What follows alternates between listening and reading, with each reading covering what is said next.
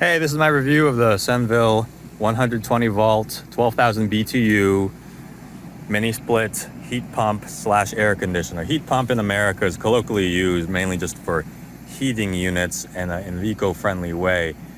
But all air conditioners actually are heat pumps. It's just that I think by convention in America, the mechanism to reverse, expel heat inside rather than outside, has not been included because of low performance. And I can understand that, but given the need for more eco-friendly solutions for heat, it's nice to see this unit working in reverse. And that's what I like about it, is that this mini split works as a heat pump as well as an air conditioning unit if you're talking about American colloquialisms.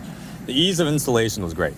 What comes included are the 16-foot pre-flared high-pressure, low-pressure copper lines, along with a long signal wire, around 16 feet each, maybe 20 feet for the signal wire. And all you gotta do is cut a hole in your wall, feed it up some walls again, or feed it up the other wall. I chose to feed it on the inside of my wall, and feed it to the indoor unit.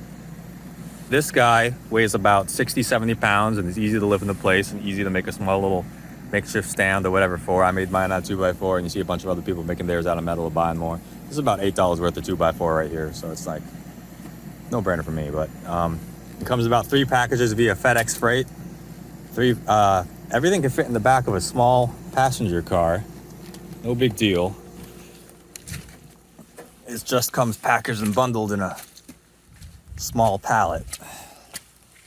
But on the inside here, on a cold day, we are getting around 70 degrees on a 30-degree day.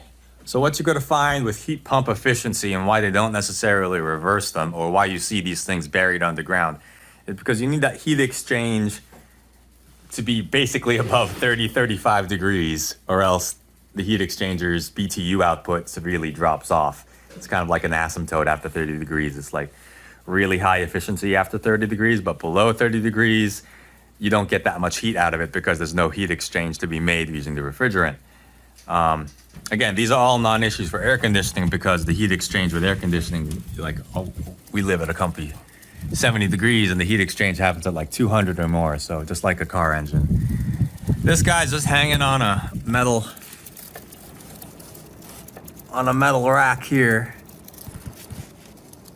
I just screwed into the plywood and I added these little streamers because it is that quiet. And I just needed a little bit of noise and confirmation that it's on. But the copper pipes, again, they come pre-flared. I drilled a hole in the back here and then lead out. And again, you got your drain pipe, your signal wire, and your copper tubing. They all work out. It was really simple. And if anything, it's a race to the bottom right now, because these manufacturers, what they do is that they get a few people in factories in China to make these things en masse, and then they slap their own logo on it, and then they see what's the minimum viable product for Amazon. That's why you see so many competitors out there.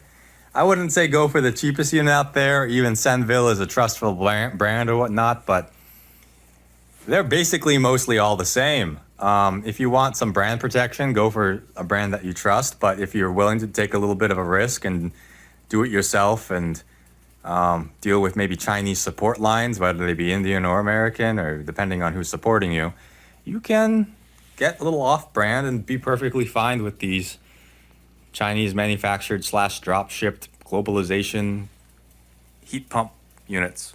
It's great. Go ahead and get yourself the cheapest one you can.